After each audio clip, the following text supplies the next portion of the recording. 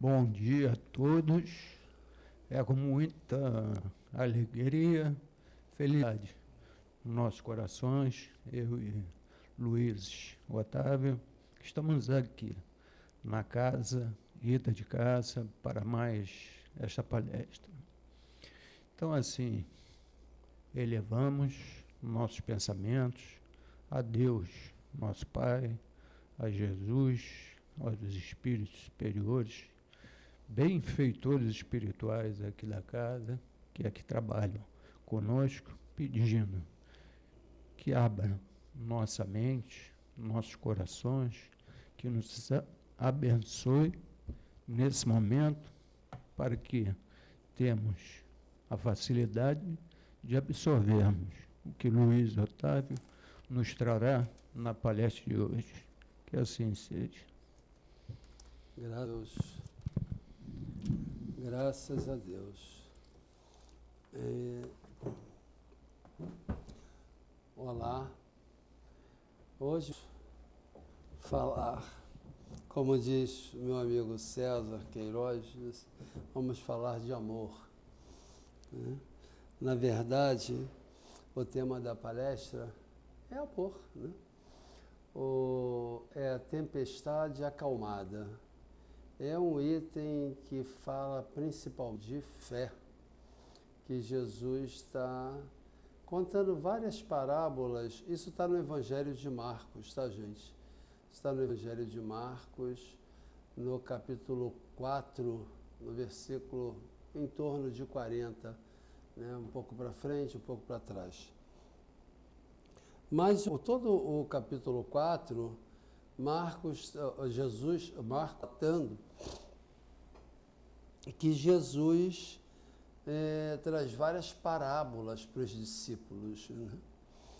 E os discípulos, mais tarde, perguntam a Jesus sobre essas parábolas, pedindo para que Jesus traduzisse essas palavras. Por exemplo, Jesus traz a parábola do semeador. E para a multidão que estava o assistindo. Mas depois que ele acaba, isolado, os discípulos pedem a Jesus uma explicação sobre a parábola do semeador, e Jesus traz a eles uma explicação mais detalhada a respeito. E diz a eles, que eles questionam isso de Jesus, por que Jesus falava em parábolas? Então Jesus explica que nem todo mundo tem ouvidos de ouvir. Isso é muito interessante, porque faz parte da didática de Jesus. E quando nós paramos para pensar, né, o que adianta você levar uma equação diferencial, matemática, complicada, para uma criança que ela somar 2 mais 2, ela não vai entender absolutamente nada. Então, Jesus, didaticamente, traz os conceitos morais que ele quer passar para a humanidade, só para aquela população da época, que, sem dúvida, é uma população um pouco mais rude, mas para todas as épocas, até para nós mesmos.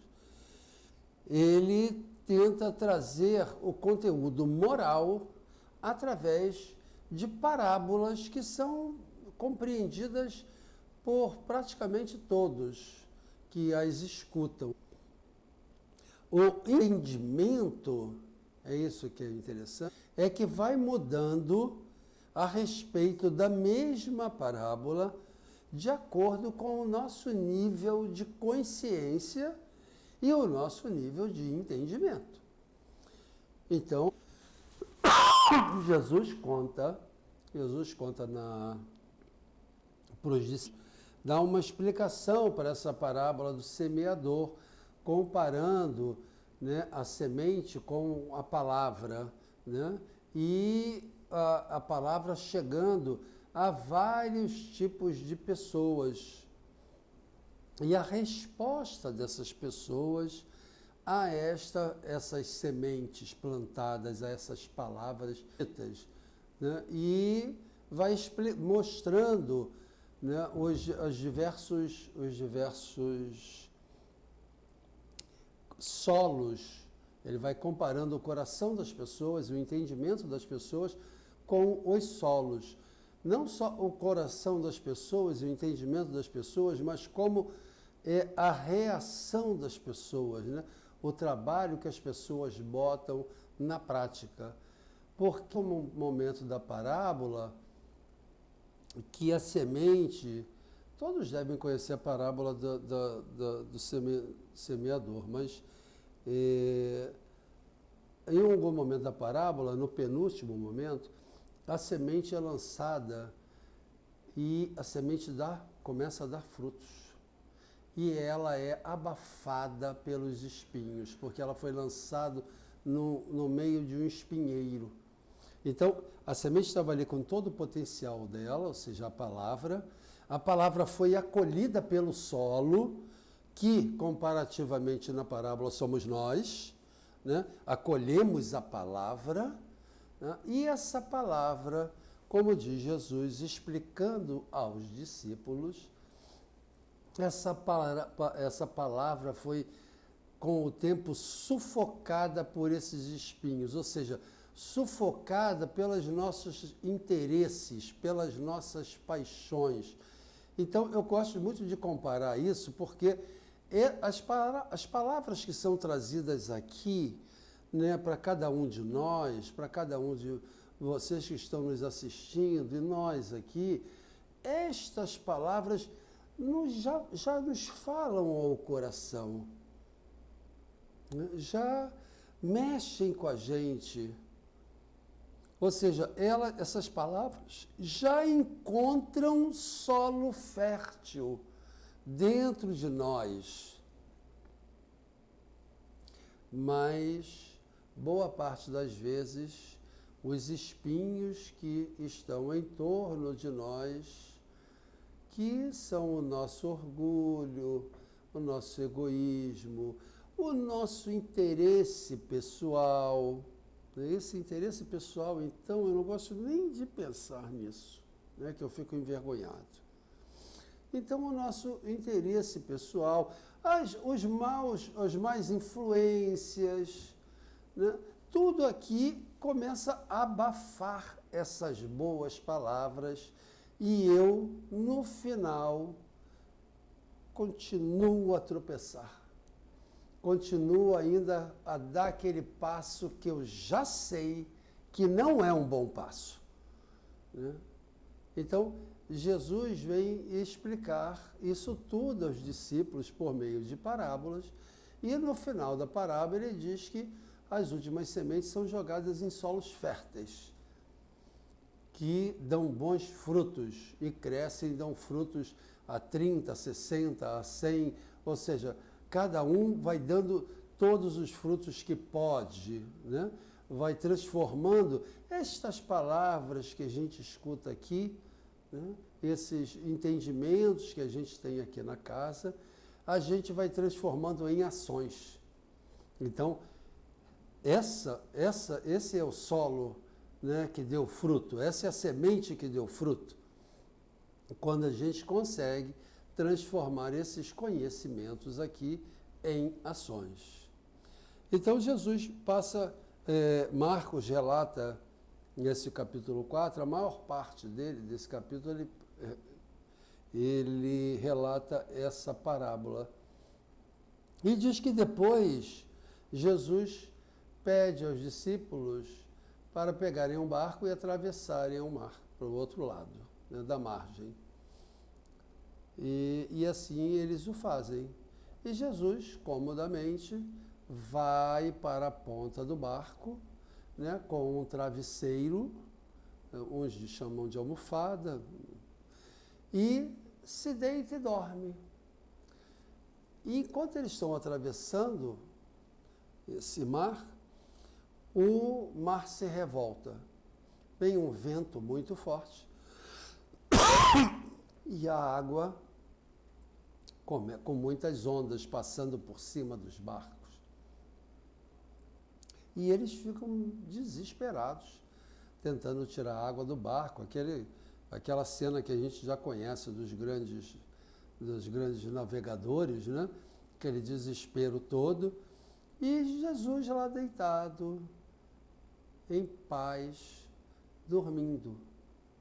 E eles vão lá acordar Jesus, né? Eles dizem assim, você não vai nem nos ajudar, isso não está no Evangelho não, tá, gente? Eu que estou colocando aqui mais uma lenhazinha na fogueira. Tipo assim, você não vai ajudar a gente a tirar essa água do barco? Porque, na verdade, o que os discípulos dizem a ele, eles dizem assim, você não se incomoda da gente naufragar? Né? E eu estou aqui incrementando, botando mais lenha na fogueira, né? Dizendo, tipo, você não vai aí meter a mão na massa, né? Pegar os baldes e tirar essa água, não vai ajudar a gente? Vai deixar que todo mundo se afogue? E Jesus levanta e, com o seu poder vibratório, que para falar disso a gente entrar em aulas de física e física quântica, né? Mas ele acalma o vento, ele ordena ao vento que se acalme, né? E acalma o mar, que ele também ordena ao mar que ele se acalme. E vira para os discípulos e pergunta, por que vocês estão assim desesperados? Por que vocês são... Jesus chama os discípulos de tímidos. Olha que interessante, né? Ele os chama de tímidos. Por que vocês estão assim tão tímidos? Ou seja, tímido no sentido de que vocês já têm fé, mas não acreditam que tenham essa fé. Né? Por isso que eles chamam de tímidos. Né? Por que vocês estão tímidos? Vocês ainda não têm fé? É essa pergunta de Jesus, né? Chamando a atenção para eles que, a partir desta fé, podemos fazer qualquer coisa. Esse é a passagem, né? A tempestade acalmada. Aí a gente fica pensando aqui no nosso, o que representa essa fé para a gente no nosso dia a dia. Porque a gente vive tão agitado, tão nervoso com qualquer coisa, com medo de qualquer coisa e por falta de fé. Por falta de entendimento. Não é que... porque ainda não temos essa fé sedimentada dentro do nosso coração. E a doutrina vem nos falar dessa fé raciocinada. Para aqueles que ainda não têm essa fé, a doutrina lança a mão da inteligência deles. Fala a inteligência deles, fala a minha, tá, gente? Eu estou falando sempre de mim, né? Ele sou eu, né? Então, a doutrina fala a minha inteligência para que, a partir desta constatação lógica, eu construa essa fé que a doutrina chama de fé raciocinada, que é a certeza do porvir. A certeza no amanhã. Essa certeza ela tem que ser construída dentro de nós. Então, a doutrina já vem nos dizer, quer dizer, Jesus já vem nos dizer, quando ele, no ato da ressurreição, ele vem nos mostrar que somos imortais, ele vem nos mostrar que a vida continua, né? Ele vem nos concretizar, né, essa imortalidade que já está dita em todo o Antigo Testamento. Não é novidade. Quer dizer, já está dita essa imortalidade em muitas outras religiões antes do Antigo Testamento. Temos isso dentro de nós. Sabemos que somos imortais de alguma forma, porque todo mundo acredita na vida após a morte, com raras exceções que dizem não acreditar. Mas no final, sabe aquela coisa de quando você está, né, caindo, né, até o ateu lembra de Deus e pede por Deus, né? É isso, né? A gente tem isso dentro de nós, mesmo que a nossa inteligência, né, dê um nó nessas ideias, rebata essas ideias, mas nós as temos dentro de nós. Então, a partir desse entendimento que somos imortais, a doutrina criou dados científicos para mostrar isso. Como dados científicos, né? Ela fez exatamente isso. Começou a coletar dados, que é isso que a ciência faz, né? Coletar dados, e dados que dão a mesma resposta ao mesmo problema, né? É isso que a gente chama de ciência, é uma constatação científica. Então, Kardec, pedagogo e cientista, começou a coletar dados sobre a imortalidade da alma. Ou seja, começou a retratar a comunicação entre os desencarnados e os encarnados, que até então era assim essa coisa nebulosa, né? Essa coisa assim fantasmagórica, que ficava no inconsciente coletivo. Kardec colocou no papel. Falou, né? Tem uma comunicação? Tem. Então, vamos lá. Hoje, né? Dia 10, hoje é dia 10, né? Isso, hoje dia 10, às 10h30, vamos fazer a comunicação com o espírito desencarnado do Luiz Otávio, né? Trazido aqui pelo Luiz Alexandre. E faça a comunicação. Reconhece-se essa comunicação.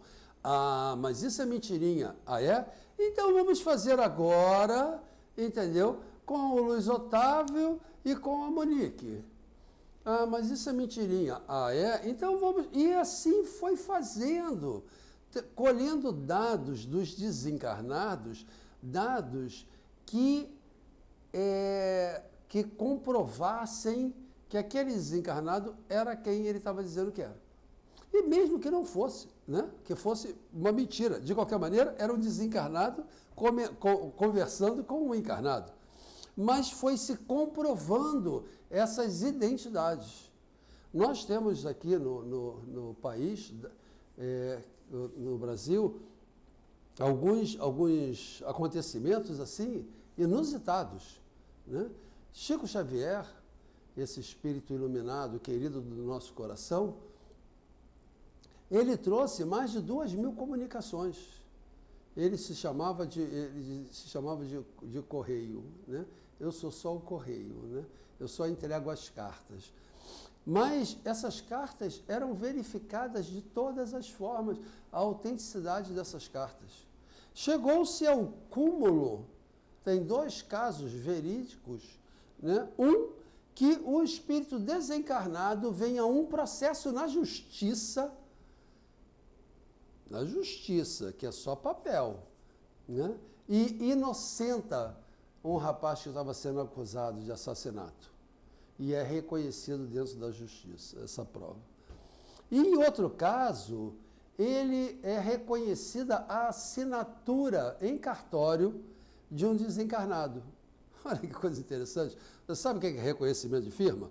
Né? Você vai ao cartório e diz assim, eu quero abrir minha firma. Isso significa que quero colocar minha assinatura aí num cartão para que, quando chegar alguém com alguma coisa assinada por mim, você consiga ou comprovar que a assinatura é igual. É isso, né? Então, um espírito que trouxe uma comunicação para Chico assina através do braço de Chico essa comunicação. E essa comunicação é levada ao cartório para saber se as assinaturas batiam. E o cartório reconhece que aquela assinatura é daquela individualidade. Né? Então, o Kardec e os seus seguidores, né? E nós nos colocamos aqui como aprendizes, né? Tentam todo o tempo mostrar a veracidade disso, dessa certeza no amanhã. Ou seja, não morremos. Aqui nas casas espíritas, aqui no Rito, a gente tem diversos relatos sobre isso, de espíritos queridos do coração, trabalhadores como nós, que desencarnam e que alguns meses depois vêm trazendo comunicações para a gente aqui, para nos consolar o coração, para nos chamar a atenção de alguma coisa, para nos incentivar, né? Então, a gente tem várias comunicações comprovando que aquela comunicação é daquele espírito. Então, cientificamente, né, a doutrina vem trazer para a gente esse amanhã. E é isso que a doutrina chama de fé raciocinada. Ou seja, eu tenho certeza que vou apenas deixar meu corpinho aqui quando a morte chegar para ele, mas que eu vou continuar vida afora. Vou retornar à pátria espiritual, como chamamos, né? Vou retornar aos meus entes queridos que não estão aqui encarnados, que estão desencarnados. Vou voltar a poder estudar, vou voltar a poder a trabalhar, vou voltar a conhecer pessoas, vou voltar a reconhecer pessoas, a reencontrar pessoas queridas. Ou seja, vou continuar a vida. Isso é o que a doutrina nos traz, é raciocinada. Isso ela vem nos trazer como consolador e como delineador dos nossos passos. Isso muda quando a gente começa a se perceber espírito imortal, a nossa vida muda, gente. Porque você passa a ter outros valores. Porque você sabe que não acaba amanhã. Você sabe que as consequências dos seus passos, você sabe que seus passos terão consequência. Porque ficava aquela história de, bem, eu fiz, mas vai acabar amanhã, né? Eu vou sumir, né? Então, vamos continuar fazendo. Não vai acabar amanhã. Você vai responder por esses passos, né? Porque você não vai morrer. Você vai continuar vendo as pessoas às quais você fez muito bem, vai ter essa felicidade de reencontrá-las, como vai ter a infelicidade de reencontrar a quem fez mal. Então, você absorver, introjetar esse conceito da sua imortalidade, começa a lhe trazer responsabilidade aos passos que você dá hoje. Então, aquele escorregão que você está pensando em dar, pense bem, porque você vai responder por ele, mais cedo ou mais tarde, porque não vai ter ninguém cobrando a você. Você vai se cobrar disso. O seu julgador será você. Jesus diz isso. Da forma como julgardes, será julgado. Claro, porque o seu julgador é você mesmo, então da forma que você está julgando o outro, você vai se julgar também. É essa fé no amanhã que muda os nossos passos hoje.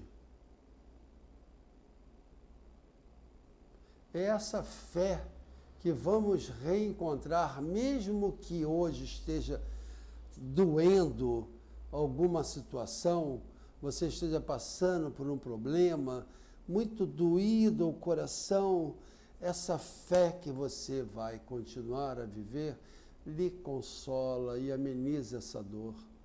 Eu estava com uma amiga querida do coração, né, e ela em prantos porque tinha acabado de perder um ente muito querido, né, e ela estava, né, assim, inconsolável e me ligou, né. Eu fiquei conversando com ela porque a gente tem, espírita tem esse conceito de que não pode chorar, né? Diz assim, não, isso é besteira, nós somos imortais, né? Então o espírito não chora porque sabe que, né, a morte é só do corpo, aquelas umas tolices, que isso é tolice, né, gente? Porque a dor é real. A gente perde aqui nesse mundo, né? Alguém desencarna, a dor é real, porque fica a saudade, você não vai ter esse contato mais direto que você tem com essa pessoa no dia a dia, essa pessoa a quem você ama. Então fica um buraco dentro da vida, essa pessoa que exerce uma série de funções ali em torno de você, fica ali um buraco no seu coração, que precisa ser, por isso que existe o luto, precisa ser lavado em lágrimas. A gente chora sim, chora aquele ente querido que a gente não está vendo toda hora, mas a gente não se desespera. É essa a diferença. A gente não se desespera porque sabe que vai levar um tempo maior ou menor, mas eu vou reencontrar esse amor, esse ente querido. Isso nos consola muito o coração. Isso realmente, todo o Evangelho, eu estava comentando numa aula esses dias, todo o Evangelho de Jesus te aponta para a paz. Então ele diz, ame o seu inimigo, perdoe, não 7 vezes, perdoe sempre, 70 vezes 7. Tudo lhe leva a que você mantenha a sua harmonia. Outros diriam que é o amor, mas ele já sabe que o amor está dentro de nós. Tudo o que a gente precisa é estar em harmonia para deixar que esse amor comece a brotar de dentro de nós. Então, o nosso maior problema, se um querido desencarna, é dar colo e ouvido ao outro e dizer, chora sim, chore, porque chorar lava a alma, né? Chore, mas não se desespere. Por isso que eu falei da harmonia. Não se desespere, porque quando a gente sai da nossa harmonia, do nosso eixo, a gente complica as nossas escolhas. A gente faz escolhas equivocadas, porque como você não está em harmonia, como você não está calmo, não está tranquilo, né, você não consegue ver todos os ângulos daquilo pelo qual você precisa definir. Então você faz escolhas equivocadas. Então Jesus trazia sempre esse conceito da esperança, ou seja, não se desespere, não saia do seu eixo, porque se você estiver em harmonia, né, você vai fazer melhores escolhas. Mesmo que essa escolha hoje esteja sendo equivocada, né, você está fazendo a sua melhor escolha. E ela amanhã vai ser uma escolha diferente. Por isso a importância de você estar harmonizado. Se ficar nervoso, perdeu. Significa perdeu a brincadeira, quer dizer, se está nervoso, vai fazer uma escolha equivocada. A possibilidade de se equivocar na escolha é enorme. Por quê? Se eu estou ali no momento de tensão, né, nervoso, estressado, não sei o que, alguém me faz uma pergunta, a possibilidade de eu responder equivocadamente é muito grande. Se eu estiver em paz, alguém vai me fazer essa mesma pergunta, eu vou pensar a respeito e vou deixar que a minha inteligência e os meus sentimentos falem a respeito daquela pergunta. É isso que a fé nos traz. A fé nos traz segurança no amanhã e segurança no hoje. Segurança no caminhar tranquilo. Ah, mas cuidado, você vai morrer. Vou morrer sim. Esse corpo vai morrer, mas eu vou continuar. Vou acabar meu curso de pós-graduação, eu gosto de chamar a reencarnação como um curso de pós-graduação. Vou acabar esse curso, podia demorar mais para acabar, né? Porque eu estou gostando desse curso. Mas uma hora ele acaba, eu volto para casa, eu vou continuar vivendo, vou acabar essa pós-graduação aqui. Isso te traz segurança no seu dia a dia. Essa fé raciocinada, faz com que você veja os problemas de uma outra forma. Com isso, você consegue ver a beleza que está até nos problemas. E a beleza que está ao seu redor. Dizer, caramba, tá difícil, mas que bom que eu estou conseguindo ver esse mar, que bom que eu estou conseguindo ver essas árvores, né? Que bom que eu estou conseguindo ver a beleza do outro, a beleza do companheiro, né? Que bom que eu estou conseguindo ver as virtudes do companheiro. Mas isso a gente só vê quando a gente está em harmonia, ou seja, quando a gente está em paz. E a fé é uma das maiores ferramentas que eu conheço para alcançar essa harmonia e essa tranquilidade. Com essa fé no amanhã, eu sei quais são os devidos passos que eu devo dar. Eu sei que eu tenho que fazer escolhas mais sérias, né? Menos levianas, porque eu vou ter que pagar o preço dessas escolhas levianas que eu estou fazendo. Não tem jeito, gente. A lei não é de cobrança, a lei é de amor, é educativa. Paulo diz exatamente isso, essas consequências. É lindo isso no Livro dos Espíritos, se não me engano, na questão 1009, se eu não me engano, que tem um relato de vários espíritos falando de castigo, de causas. E Paulo diz que essas consequências, olha que lindo, né? É um conjunto de pequenas dores que me façam desgostar daquele ato. Porque aquele ato eu estou fazendo porque eu ainda estou gostando. Eu sei que está errado, mas eu ainda estou gostando, ainda estou tendo um certo prazer nele, né? Então, eu continuo cometendo. E aí, a consequência de eu cometer aquilo é alguma dor.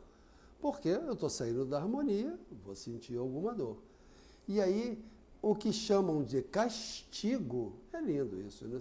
Essa dor, ou seja, essa consequência do ato equivocado, Paulo chama didaticamente, né, como o conjunto de dores para que me façam desgostar daquele ato. Bonito isso, né? Consolador, não é? Completamente diferente de que castigo, completamente diferente de que eu vou errar ali e vou tomar uma paulada. Completamente, né? É muito bonita toda a doutrina, todos os ensinamentos, que são trazidos nela didaticamente para a gente ir entendendo isso. E a fé faz parte disso. Essa fé que Jesus vem trazer, vem chamar a atenção dos discípulos, faz parte disso. Faz parte de dizer, o amanhã será melhor.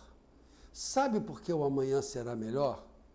Porque eu vou ter mais experiência. É a fé, esse entendimento que me traz isso. Mesmo que eu esteja dando passos equivocados, amanhã será melhor. Porque eu vou estar aprendendo com esses passos equivocados. E uma hora eu vou me entediar deles. Eu vou dizer, esse prazer eu não quero mais. Já não tem mais graça. Eu tenho que procurar outro tipo de felicidade. Então, essa evolução, no nosso entendimento, que mesmo que estejamos dando passos equivocados, estaremos melhor amanhã. Então, que tal a gente começar a dar passos menos equivocados, porque estaremos melhor ainda amanhã. É tão bom pensar nisso, né? É tão bom pensar que quando eu estou harmonizado, eu abro meus canais para uma falange de espíritos que torcem por mim. Meu guia, meu protetor, meu anjo da guarda, meus entes queridos, meus amigos, os amigos da rua, os amigos... São tantos amigos dos amigos, os amigos do Rio, então os amigos... Então, é uma falange de espíritos que estão ali torcendo por você. Você, quando está em harmonia, em paz, você abre canais para que eles te ajudem. Para que a vida não seja tão dura. Que você não precise passar por coisas desnecessárias. Não vão tirar o seu fardo, você vai ter que carregar, mas eles vão te ajudar a carregá-lo.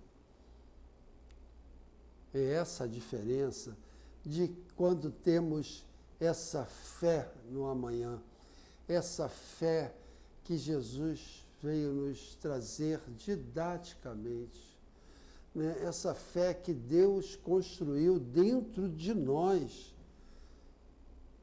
porque isso já está dentro de nós, ela só precisa ser trabalhada. A lei de adoração é uma das leis divinas codificadas por Kardec no Livro dos Espíritos. Isso quer dizer que nós adoramos a algo superior a nós em qualquer época da nossa existência. Até como selvagem, a gente adorava o sol, a gente adorava a lua, adorava a árvore, a gente adorava alguma coisa, isso está dentro de nós. Essa lei de adoração é só nos reeducarmos, é só nos harmonizarmos o máximo possível para que deixe brotar de dentro de nós essas virtudes. Dessa forma, seremos mais felizes, porque estaremos contribuindo para a nossa felicidade, mas para a felicidade do outro que está do seu lado. Que essa fé nos leve a dar passos mais firmes em direção ao bem. Bom dia a todos.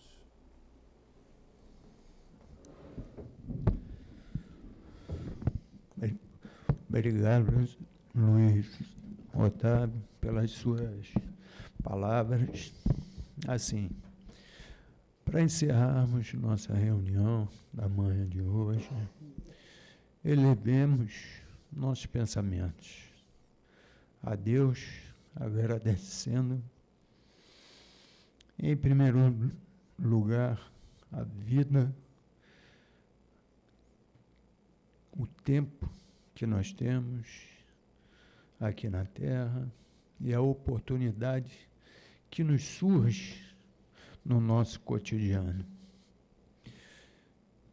Pedimos a Jesus que nos fortaleça para que tenhamos coragem de sermos os seus verdadeiros semeadores do seu Evangelho, confiando sempre, porque nunca estamos sozinhos,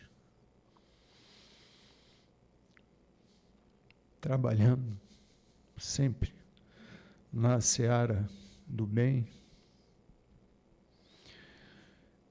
e pedindo para que nos acompanhe no trabalho que a cada um cabe, lembrando sempre das suas palavras, que seus discípulos serão reconhecidos por muito se amarem. Agradecemos a Kardec, aos espíritos benfeitores aqui da casa, a Ti, Jesus, e acima de tudo, a Deus. Que assim seja.